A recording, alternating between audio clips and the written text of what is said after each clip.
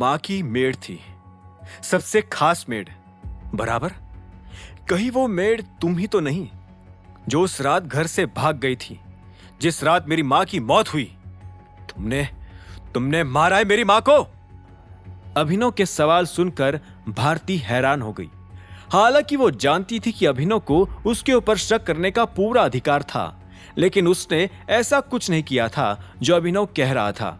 उसने ना में सिर हिलाते हुए कहा, मैं वो नहीं हूं। मैं टाइगर या उससे जुड़े किसी भी आदमी को जिंदगी में कभी नुकसान नहीं पहुंचा सकती।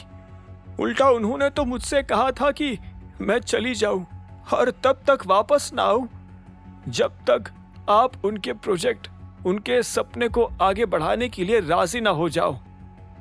तुम किस बारे में बात कर रही हो?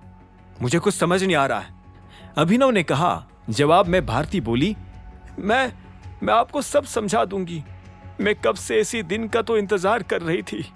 अभिनव ने भारती को ऊपर से नीचे तक देखा और बोला, तुम्हारा मतलब है कि तुम इतने सालों से यहां इसलिए आती हो कि मुझसे मिल सको? तुम मेरा वेट कर रही थी? हाँ, मेरे लिए तो यह जगह दूसरे घर जैसी हो गई थी। मुझे पता नहीं क्यों यह विश्वास था कि एक ना एक दिन आपसे यहां मुलाकात जरूर होगी। आप बहुत बड़े हो गए हैं और बहुत सुंदर भी। अगर मैडम आज जिंदा होती तो आपको देखकर बहुत बहुत खुश होती, जैसे मैं हूं। भारती ने कहा और दोबारा रोने लगी। अभिनव को लगा था कि अपनी मां की समाधि पर आकर वो खुद रोएगा, पर उसे ये नहीं पता था कि वो यहां आकर रोती हुई भारती को चुप करवाएगा। उसने भारती की पीठ सहलाई और बोला, तुम ठीक हो? भारती मुस्कुराते हुए बोली, जब बचपन में आप रोते थे तो मैं आपको संभालती थी और आज आप मुझे संभाल रहे हैं।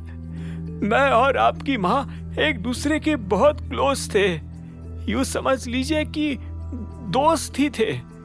अभिनव ने हाँ में सिर हिलाया और बोला, लेकिन आपने बताया नहीं कि आप इतने सालों से मेरा इंतजार क्यों कर रही थी? क्या बताने वाली थी आप मुझे? यही कि आपकी मां का खून किया गया था, उन्हें जहर दिया गया था और वो भी अनजाने में उस जहर को लेती चली जा रही थी।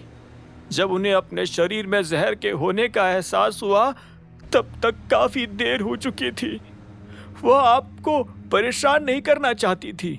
उस रात ही वो आपको सब कुछ बताना चाहती थी, लेकिन जहर का असर हद से ज्यादा बढ़ जाने की वजह से वो रात मैडम की आखिरी रात बन गई थी। यह सुनते ही अभिनव के दिल को झटका लगा।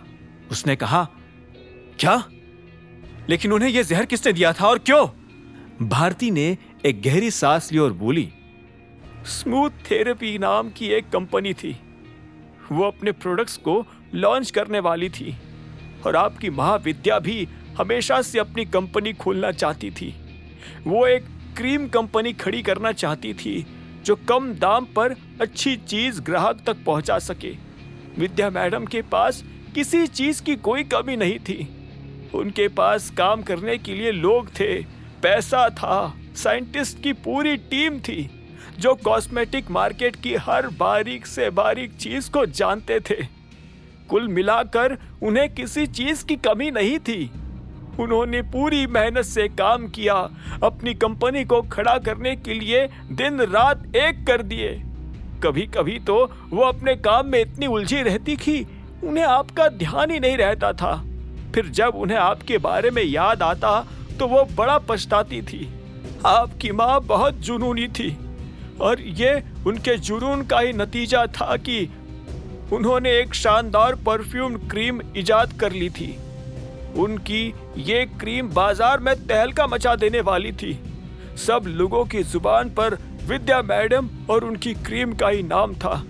लेकिन वो कहते हैं ना कि इंसान ऊपर पहुंचते हुए नीचे ऐसे बहुत से लोग खड़े कर जाता है जो उसकी टांग खींचकर उसे जमीन पर गिरा सके। हरप्रीत उनमें से एक थी। अभिनव भारती की बात सुनकर हैरान हो गया और उसके मुंह से निकला, हरप्रीत? हाँ, हरप्रीत जस, यह नाम था उसका। जब आपकी मां ने क्रीम बना ली थी तो हरप्रीत अंदर तक जल गई वो चीज विद्या मैडम के हाथ में थी। हरप्रीत उसे अपने हाथ में पकड़ना चाहती थी। उसका फंडा क्लियर था, या तो विद्या मैडम उस क्रीम को हरप्रीत के हवाले कर दे, नहीं तो वो विद्या मैडम को भी उसका इस्तेमाल नहीं करने देने वाली थी। विद्या मैडम इतने सालों की अपनी मेहनत को इतनी आसानी से हरप्रीत को कैसे दे सकती थी? ये बात हरप्रीत को बुरी लगी और इसके आगे भारती एक लफ्ज नहीं बोल पाई और उसकी नजर विद्या की समाधि पर चली गई।